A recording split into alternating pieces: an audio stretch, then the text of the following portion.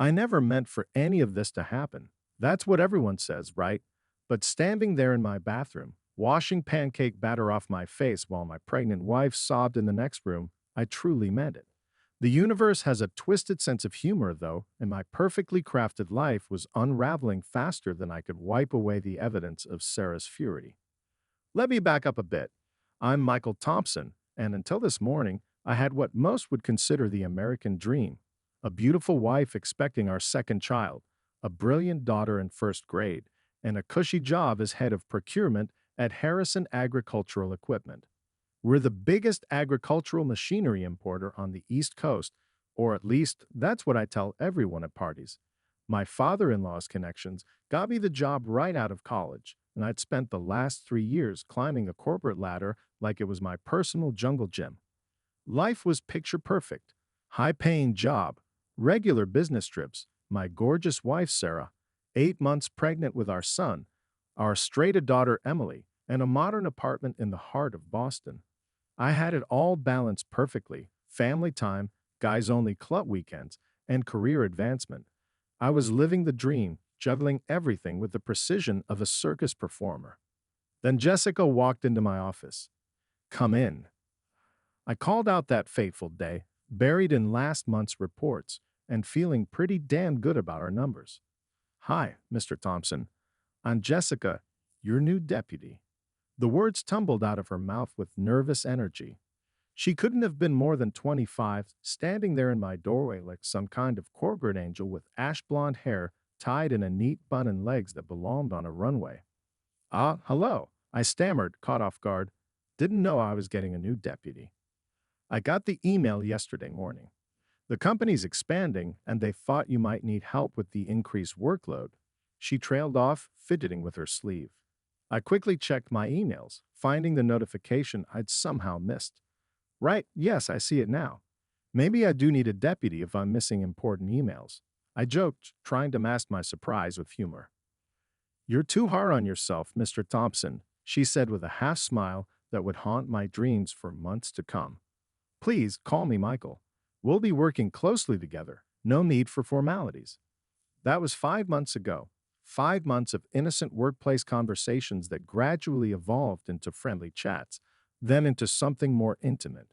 5 months of me telling myself I was just being a good mentor while ignoring the electricity that crackled between us whenever we were alone in the office. But last night, everything changed. The company Christmas party, the one I'd convinced Sarah not to attend because you're pregnant and need rest, became the catalyst for my downfall. Jessica and I never showed up at the party. Instead, we spent the night at her place, crossing a line I'd sworn I'd never cross.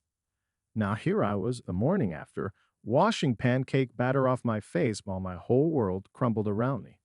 Sarah had found the note with Jessica's address in my shoe, and our daughter Emily had innocently mentioned the perfume she'd been smelling on me for months. The same perfume Sarah couldn't detect because of her pregnancy.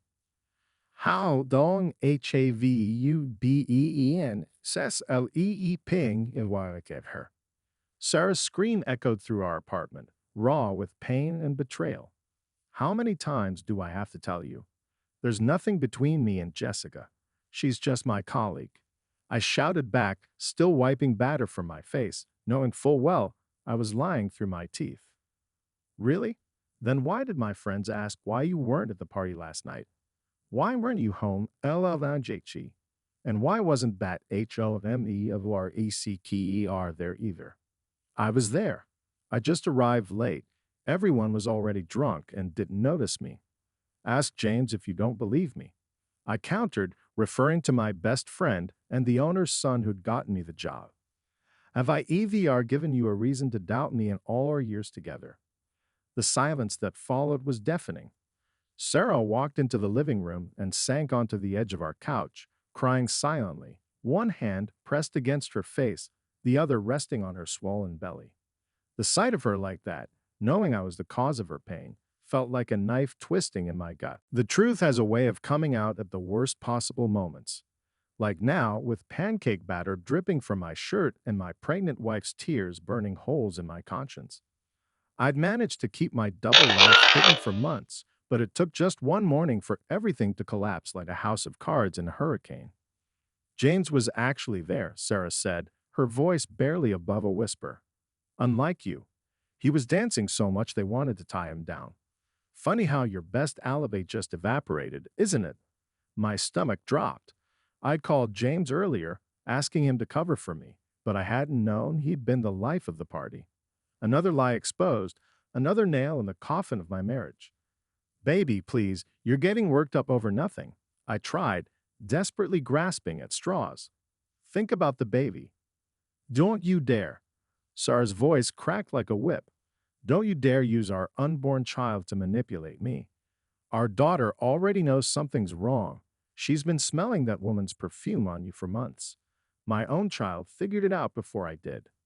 The mention of Emily hit me like a punch to the gut. Our little girl, so innocent and perceptive, had been picking up on the signs all along. While I'd been playing happy families at home and stealing moments with Jessica at work, my 7-year-old daughter had been silently witnessing my betrayal through the lingering scent of another woman's perfume. Listen, honey, you're hormonal right now, I said, immediately regretting my words as Sarah's eyes flashed with fury. Hormonal? Hormonal. She grabbed another handful of pancake batter and flung it at me. Is that your excuse? I'm just a crazy pregnant woman imagining things. Tell me, Michael, am I imagining the note with her address that fell out of your shoe? The one our daughter found while playing? Am I imagining that both you and your precious Jessica were mysteriously absent from the party last night?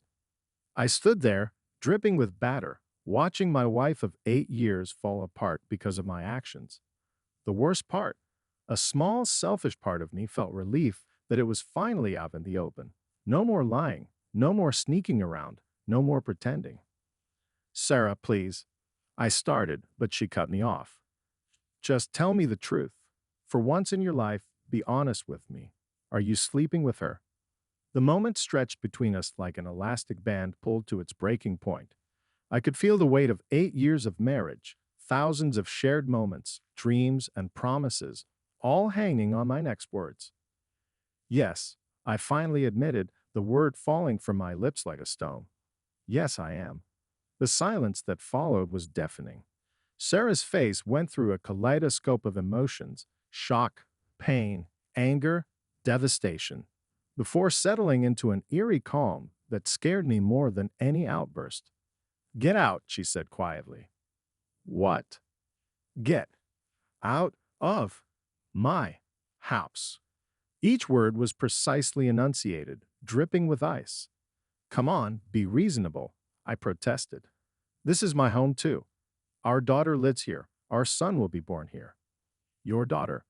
Sarah laughed, a hollow, bitter sound that made my skin crawl. The daughter you've been lying to. The one who's been smelling another woman's perfume on her daddy for months. And this apartment? My parents gave it to us as a wedding gift. It's in my name. So pack your bags and get out. Sarah, I only admitted it to make you stop yelling. None of this is real. I tried one last desperate lie, but the words sounded hollow even to my own ears. If you don't leave now, I swear to God, Michael. I pulled out my phone, fury and hurt pride taking over. Fine. You want me gone? Watch this. I dialed Jessica's number, making sure Sarah could hear every word. Hey, Jessica, I'm coming over. Yeah, Sarah kicked me out. She knows everything. I watched Sarah's face crumble as I spoke, but something in Jessica's response made me freeze. What do you mean, I can't stay with you? I asked, my voice rising in disbelief. I'm not your backup plan, Michael. Jessica's voice came through clearly enough for Sarah to hear.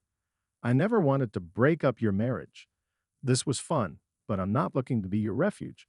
See you at work. The line went dead, leaving me standing in my foyer, covered in pancake batter, with no wife, no girlfriend, and nowhere to go. Sarah's bitter laugh echoed behind me. Karma's a fascinating thing, isn't it?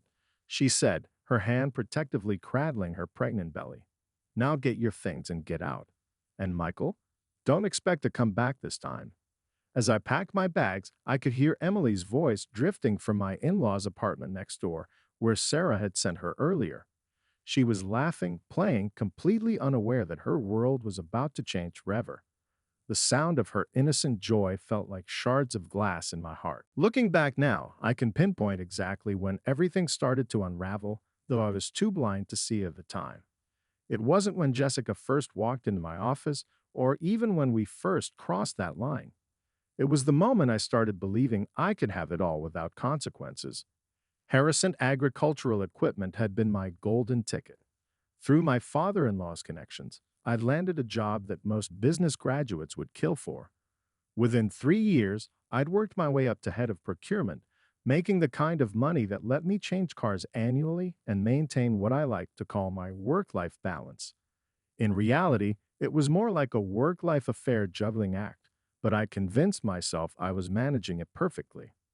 The guys at work had this thing we called the No Women Club, weekend retreats where we'd go hunting or fishing, though mostly we just sat around drinking and talking about our conquests. I should have seen the warning signs when those conversations started to interest me more than they should have. Everything changed the day Jessica became my deputy. The company was expanding, riding high on our success in monopolizing the agricultural equipment import market. We were crushing smaller competitors left and right, and the higher ups decided I needed help handling the increased workload. I remember watching her that first day, teaching her about our current projects.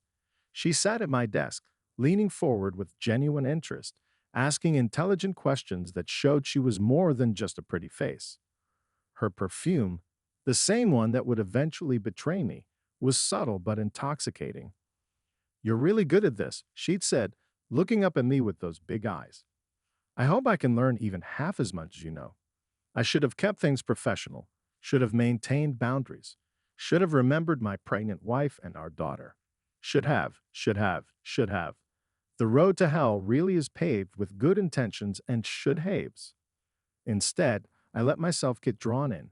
Our conversations evolved from market analysis to personal lives, from professional development to private jokes. We started taking lunch breaks together, staying late to finish reports, finding excuses to work closely on projects that didn't really need two people. The office gossip mill started churning, but I ignored it.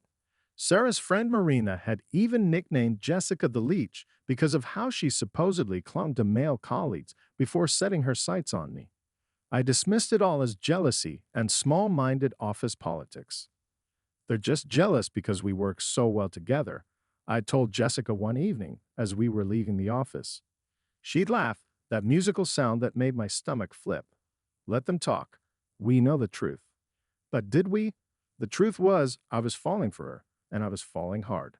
I started thinking about her during my daughter's school events, during family dinners, during those supposedly sacred no women club weekends. The guilt was there, but I pushed it down, locked it away in a box labeled "Deal with Later." The company Christmas party became the perfect opportunity. I convinced Sarah to stay home, playing the concerned husband card. "You're 8 months pregnant, honey. You'll be uncomfortable, and remember last year when someone spilled wine on your dress. Just rest at home with Emily." She'd agreed, trusting me completely. That trust made what happened next even worse. Jessica and I never made it to the party. We'd planned it that way, though we pretended otherwise to ourselves and others. One thing led to another, and we ended up in her new apartment. The night was everything I'd imagined, and nothing I should have allowed to happen. The morning after, as I stood in my bathroom, washing away the evidence of Sarah's pancake batter assault, reality came crashing down. My daughter had been smelling Jessica's perfume on me for months. Sarah's friend had seen through my lies about the party. The note with Jessica's address had fallen out of my shoe like a smoking gun. And now, here I was, calling Jessica in a desperate attempt to salvage something from the wreckage of my life, only to have her reject me too. It was the ultimate cosmic joke. I'd thrown away a loving marriage for a woman who didn't want me either. Karma's fascinating, isn't it?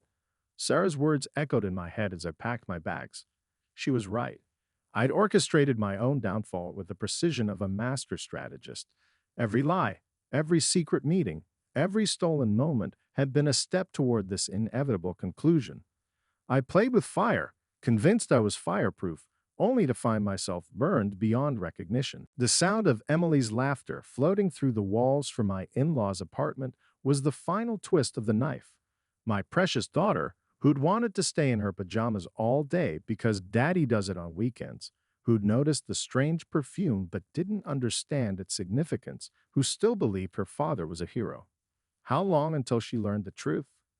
How long until daddy became Michael, or worse, my father who left us? As I zipped up my suitcase, I caught a glimpse of myself in the bedroom mirror, still wearing my batter-stained shirt, hair disheveled, eyes wild with panic and regret. I hardly recognized the man staring back at me. Was this really who I become? A cheater, a liar, a man who'd thrown away everything for a fantasy that burst like a bubble the moment reality intruded.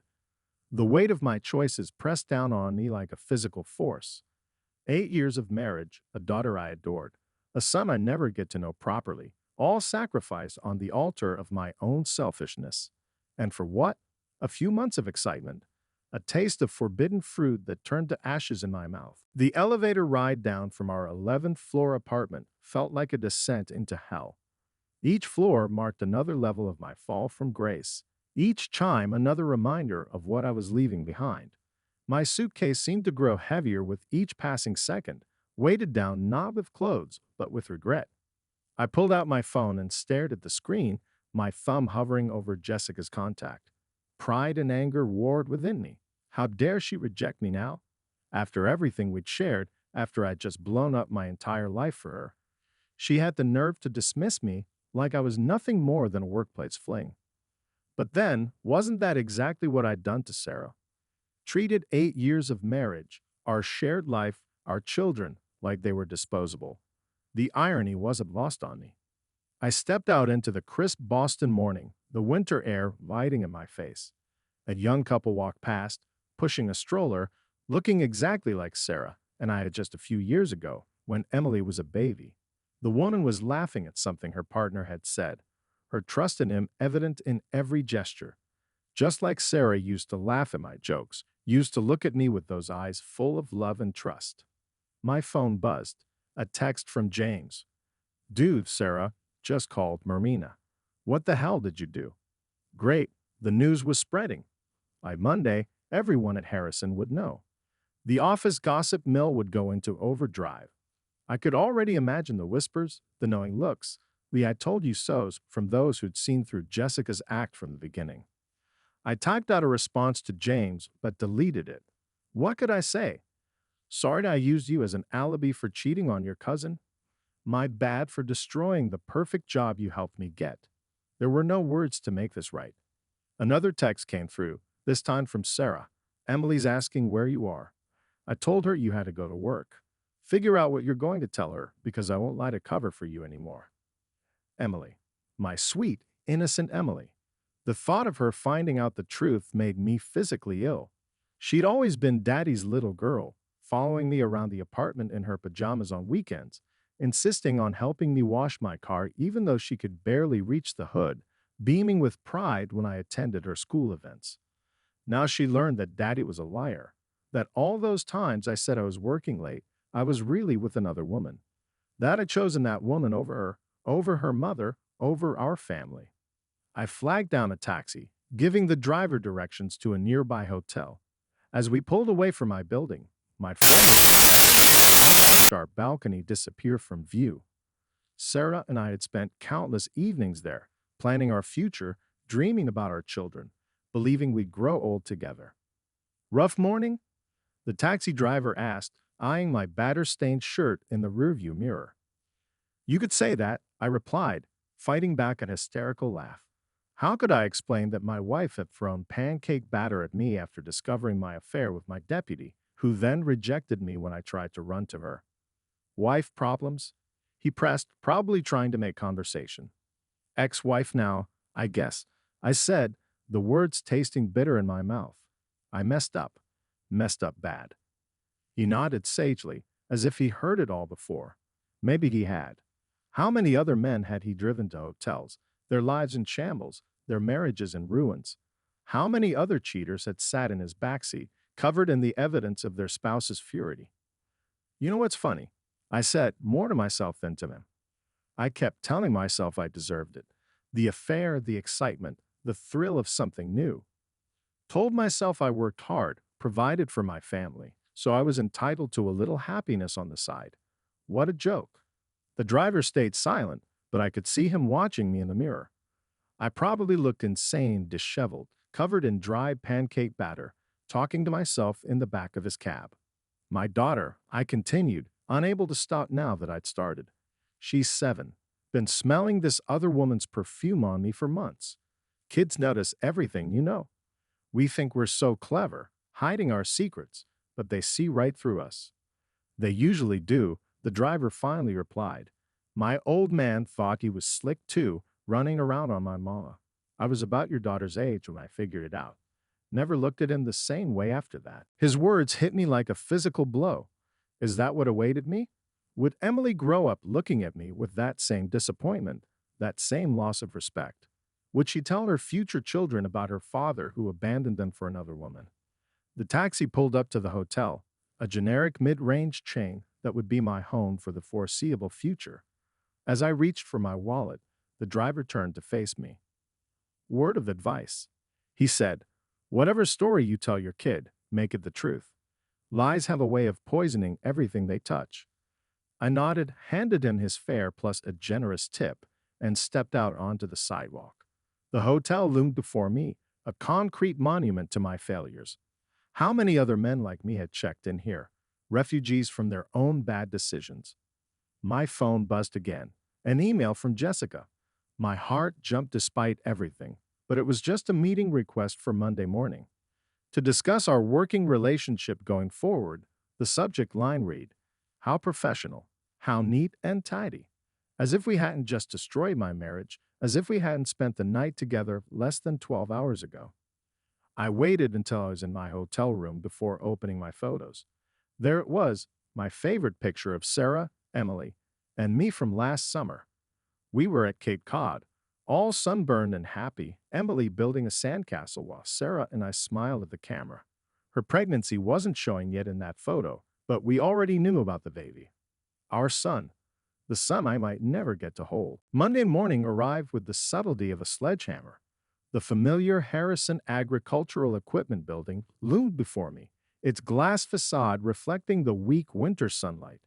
I changed my clothes 3 times at the hotel, trying to project an air of normalcy I definitely didn't feel. My usual confident stride had been replaced by the hesitant steps of a man walking into his own execution. The lobby security guard, Tom, who'd greeted me cheerfully every morning for 3 years, barely nodded as I passed. News travels fast in corporate America, especially when it involves the head of procurement having an affair with his deputy. The elevator ride up was an exercise in awkwardness. 2 accounting clerks who got in with me suddenly found their phones fascinating. I could practically see the message chains lighting up. OMG, he's here. Can you believe he showed up? Did you hear what happened? Jessica's meeting request had been scheduled for 9:00 a.m. sharp. Professional. Clinical. Like ripping off a Band-Aid first thing Monday morning.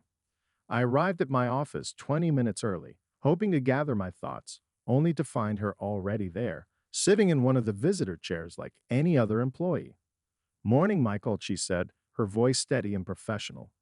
No trace of the passion from Friday night, no hint of our shared secrets. She was wearing a crisp blue blazer I'd never seen before, her hair pulled back severely. Even her perfume, that damning perfume, was different. Jessica, I managed, my throat suddenly dry. You're early. I thought we should talk before HR arrives. HR? My stomach dropped.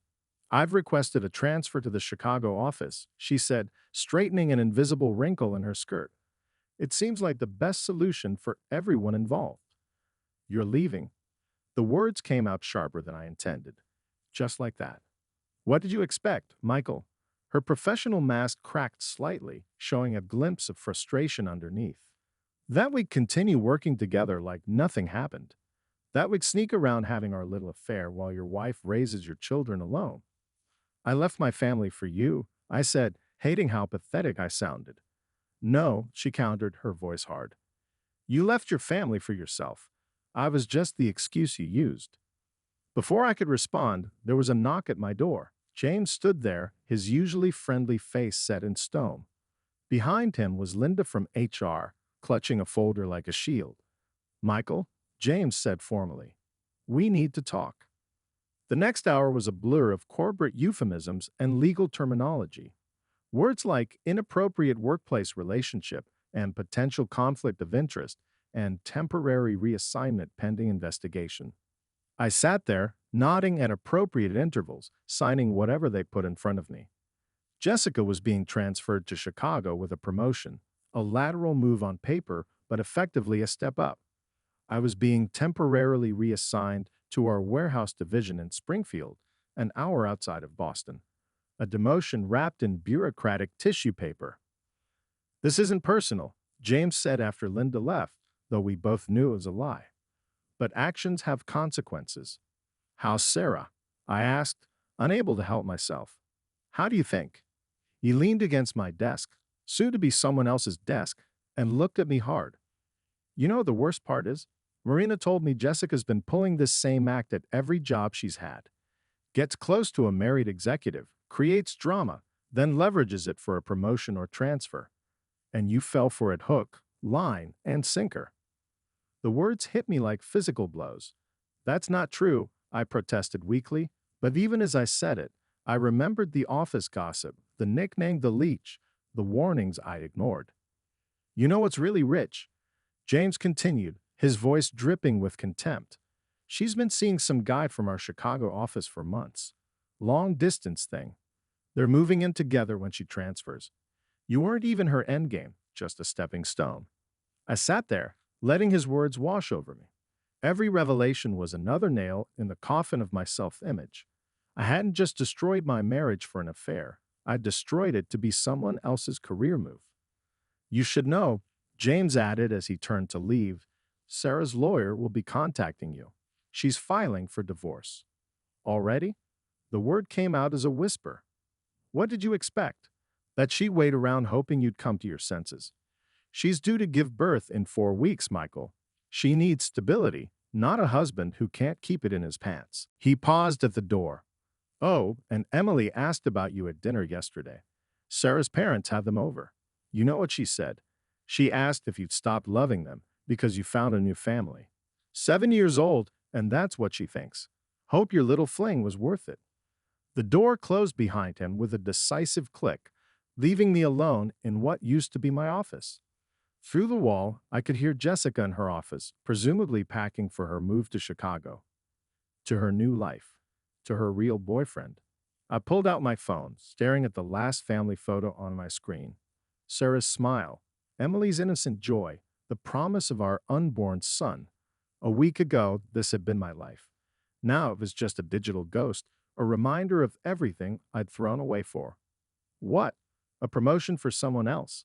A few months of excitement that meant nothing in the end. The reality of what I'd done, really done, finally hit me. I hadn't just had an affair. I hadn't just betrayed my wife. I destroyed a family, my family. And for what?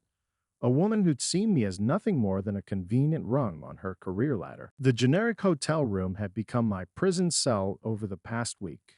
Empty takeout containers littered the desk, and 3 days' worth of unwashed clothes spilled from my suitcase.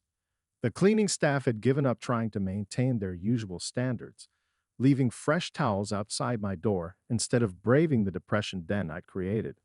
I was supposed to start my new position at the Springfield warehouse tomorrow. A temporary reassignment that felt more like exile.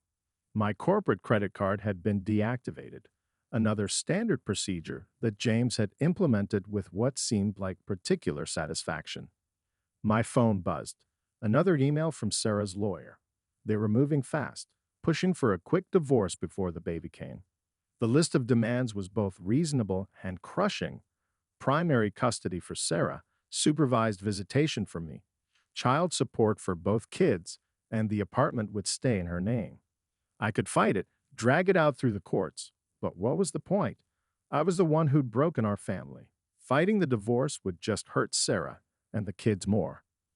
Emily had called yesterday, her small voice full of confusion and hurt. Daddy, when are you coming home? I can't right now, sweetheart. Is it because of the lady whose smell I told Mommy about? The innocence of her question had nearly broken me. How do you explain to a 7-year-old that her father had destroyed their family for a woman who'd been playing him all along? It's complicated, Em, I'd managed to say. That's what grown-ups say when they don't want to tell the truth. She replied with that devastating childhood wisdom.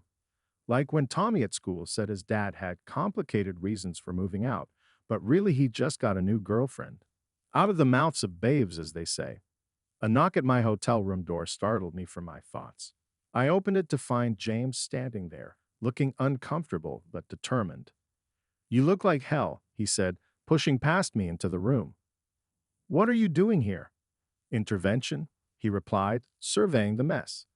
This is pathetic, even for someone who just blew up their life.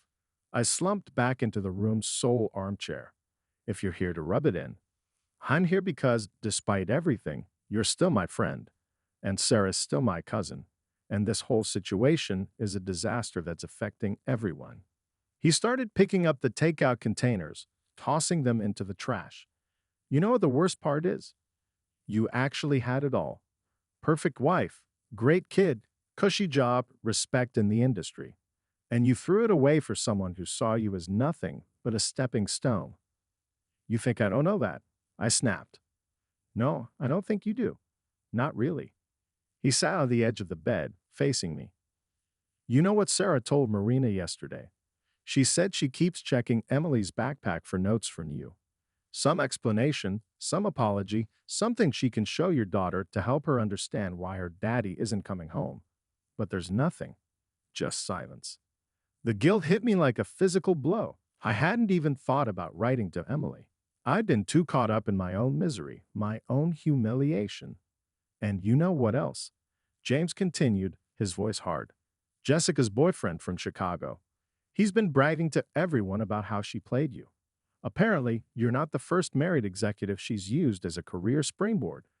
She's got it down to an art form. Get close to the boss, create drama, leverage it for a promotion or transfer. And you fell for it like a teenager with his first crush. Each word was another nail in the coffin of my self-respect. Why are you telling me this? Because you need to wake up. You're sitting here wallowing in self-pity while your pregnant wife is trying to explain to your daughter why her family fell apart. You're hiding in this hotel room while Jessica is out there bragging about how she played you. He stood up, rushing off his suit. The warehouse job starts tomorrow. Show up, do the work, start rebuilding your life.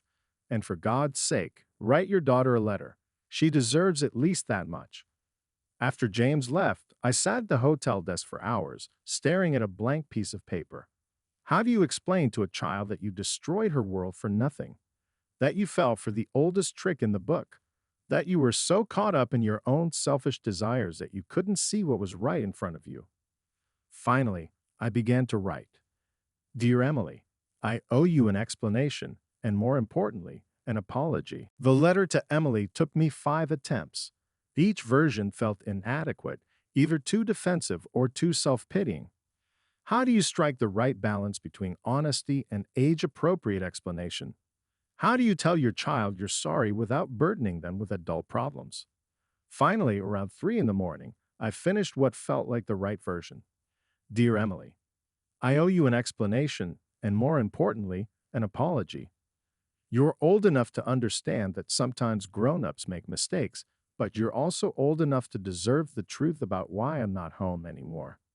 I did something very wrong. I broke a promise to your mom, to you, and to our family. You know how we always talk about telling the truth and how lies hurt people. Well, Daddy told a lot of lies, and those lies hurt our family very badly. You were right about the perfume you smelled. There was another lady at work, and I spent time with her when I should have been home with you and Mom. I made very bad choices, and now there are consequences. That's something else we've talked about, how every choice we make has consequences. I want you to know that none of this is your fault or Mom's fault. The bad choices were all mine. You and Mom and your baby brother on the way are the most important people in my life, and I was foolish to do anything to risk losing you. I know you're probably angry with me, and that's okay. You have every right to be. I'm angry with myself too. But I want you to know that no matter what happens, I will always be your dad, and I will always love you. Nothing can ever change that. I'm not asking you to forgive me right now. I know it will take time for you to understand everything that's happened. But I promise you that I will keep trying to be a better person and a better father, even if I'm not living at home anymore. Remember how we always say that being brave means doing the right thing even when it's hard. Well, I'm trying to be brave now by telling you the truth, even though it's one of the hardest things I've ever had to do. I love you more than all the stars in the sky, our special saying. Dad. I sealed the letter in an envelope and drove to Sarah's building, our former building, early the next morning. Instead of using my key, which felt wrong now, I left the letter with the doorman, meant well, who'd known Emily since she was a baby. Make sure this gets to Emily Thompson in 11B, I asked him. Manuel nodded, his usually friendly face carefully neutral, another relationship damaged by my actions. He probably watched Emily grow up, held doors for Sarah when she was carrying groceries, greeted me every morning as I left for work. Now I was just another disgrace, another failed husband dropping off guilt-ridden letters. The warehouse in Springfield was exactly as depressing as I'd expected. Gone were my corner office and designer suits. Instead, I spent my first day in steel-toed boots and a hard hat, learning inventory management systems that were a far cry from my previous executive responsibilities. My new coworkers had clearly been briefed on my situation. The whispers followed me through the warehouse floor. That's the guy who got demoted for sleeping with his deputy. Heard she played him like a fiddle. His wife's pregnant too. By lunchtime, I was seriously considering resigning. But James' words kept echoing in my head. Show up, do the work, start rebuilding your life. So I stayed, swallowing my pride along with my sad cafeteria sandwich. Around 3 o'clock, my phone buzzed with a text from Sarah. Emily got your letter. My heart stopped. I waited for more, but nothing came. Was that good? Bad? Should I respond? Before I could decide, another message appeared. She's been reading it over and over. Asked if she could call you tonight. My hands were shaking as I typed back, whatever you think is best. 7:30. Don't make her regret trusting you again. The rest of my shift passed in a blur. I rushed back to my hotel, showered off the warehouse grime, and sat waiting by the phone like a teenager before his first date. At exactly 7:30, it rang. Daddy. Hi, sweetheart. There was a long pause. I could hear her breathing, probably clutching the phone like she did when she was nervous. I got your letter, she finally said. What did you think? Mom helped me with some of the big words. Another pause. Did you really mean what you said about being brave, meaning telling the truth? Yes, I did. Then why weren't you brave before? Why did you tell lies? The question hit me like a punch to the gut. Leave it to a child to cut straight to the heart of the matter. Because I was being selfish, I answered, choosing my words carefully. Sometimes grown-ups convince themselves that lies are okay if they make things easier. But that's never true. Lies always hurt people in the end, like how your lies hurt Mo. She cries a lot now. She thinks I don't know, but I can hear her at night. Each word was another knife in my heart. Yes, exactly like that. And I'm so sorry for hurting you both. The conversation with Emily continued, each of her innocent observations cutting deeper than any adult's accusations could. Tommy from school says his dad lives in an apartment now and he gets to visit on weekends. Will I get to visit you too? If your mom says it's okay, and if you want to, I replied carefully. I want to, but I'm still mad at you. That's fair, sweetheart. You could be mad at me for as long as you need to be. Mom says the baby will come soon. Will you be there? I hesitated, my throat tight. I'm an OM. That's something your mom will have to decide. After we hung up, I sat in my hotel room, staring at the wall. The conversation had been both better and worse than I'd expected. Better because Emily was willing to talk to me at all. Worse because her simple questions highlighted just how much damage I'd done to our family. My phone buzzed with an email from the warehouse supervisor, my new boss. Tomorrow, I'd be learning the shipping and receiving protocols. From managing multi-million-dollar international contracts to tracking inventory, from corner office to loading dock, the humiliation burned, but wasn't this exactly what I deserved? Another text from Sarah arrived. Emily seems better after talking to you. She asked if you could call again tomorrow. Same time. I typed back. Yes. And Michael, thank you for being honest with her in the letter. It helped. Those few words from Sarah meant more than any corporate accolade ever had. For the first time since everything fell apart, I felt a tiny glimmer of hope. Not for reconciliation. I knew that ship had sailed, but for maybe being able to salvage some kind of decent co-parenting relationship from the wreckage of our marriage. The next few days fell into a new routine. Warehouse work during the day, daily calls with Emily in the evening. The physical labor was actually helping, exhausting me enough to sleep despite my guilt and regret. My coworkers were slowly warming up to me, especially after I helped redesign their outdated inventory tracking system. It wasn't the high-powered executive work I was used to, but it felt honest in a way my previous job never had. James stopped by again on Friday, bringing me a stack of divorce papers. Sarah's lawyer wanted me to deliver these, he said, dropping them on my hotel desk. They're being generous with the terms, all things considered. Don't be an idiot and fight it. I flipped through the documents. Everything was as previously discussed. Primary custody to Sarah, supervised visitation rights for me, substantial child support payments. The apartment would remain hers, and she'd keep most of our joint assets. Fair, considering I was the one who'd blown everything up. How is she? I asked, signing page after page. She had another doctor's appointment yesterday. Baby's doing fine, but her blood pressure's high. Stress, obviously. James's tone made it clear whose fault that stress was. She's officially on bed rest until the delivery. Guilt gnawed at my stomach. Sarah should be relaxing and preparing for our son's arrival, not dealing with divorce papers and a traumatized 7-year-old. Marina's organizing a schedule of friends to help out, James continued. Since the baby's father is too busy playing warehouse worker to step up. The jab stung, but I deserved it. Would Sarah even want my help? Probably not, but you could at least offer. He gathered up the signed papers. Oh, and your girlfriend's loving Chicago. Her boyfriend, her real boyfriend, just proposed. They're planning a June wedding. I absorbed this information with surprising numbness. Jessica's betrayal barely registered anymore compared to the pain I caused my family. You know the irony is, James said, pausing at the door, if you just kept it in your pants for a few more months, you would have been up for regional director. The board was considering you for the position before all this happened. Corner office, company car, double your current salary. But I guess Jessica's perfume was worth more than that, right? After he left, I sat looking at my reflection in the hotel room's window.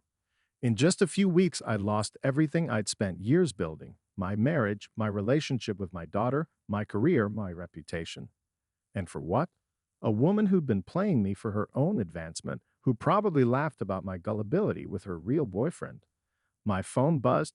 Time for my daily call with Emily. She answered on the first ring. Daddy, guess what? I got an A on my math test. That's wonderful, sweetheart.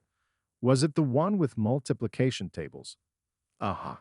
And Mom let me put it on the fridge next to my letter from you. The casual mention that she'd kept my letter, that it held a place of honor on the family fridge, made my heart clench. The first visit was awkward. I stood outside Sarah's apartment door for 5 full minutes before working up the courage to knock. Manuel had given me a sympathetic nod in the lobby, no longer the cold shoulder I'd been getting. Maybe he'd seen enough family drama in his years as doorman to know that healing had to start somewhere. Sarah answered the door, her 8-month pregnant belly even more pronounced than when I'd left. She looked tired but beautiful, and for a moment I felt the full weight of what I'd thrown away.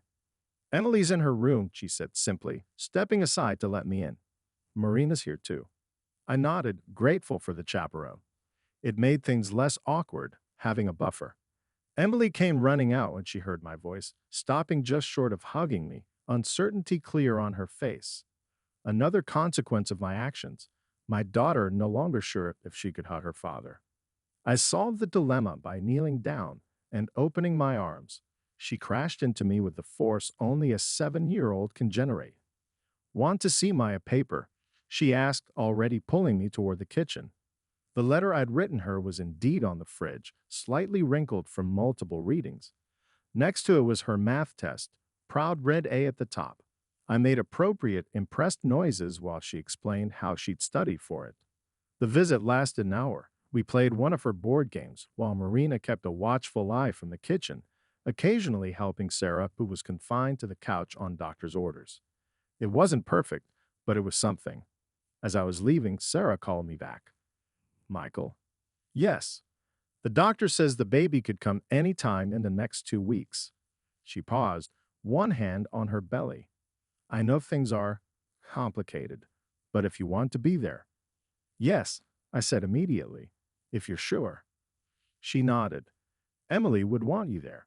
And he's your son, too. 2 weeks later, I got the call.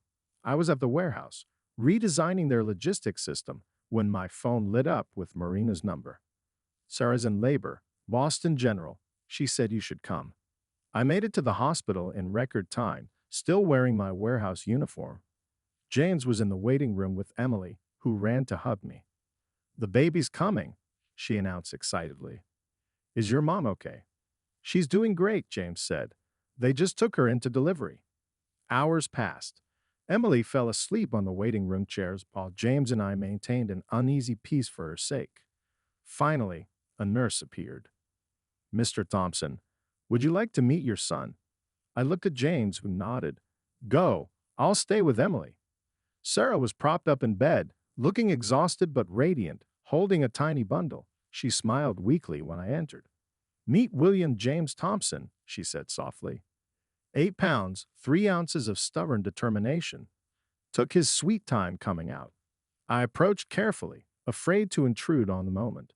But Sarah shifted slightly, making room for me to see the baby, our son.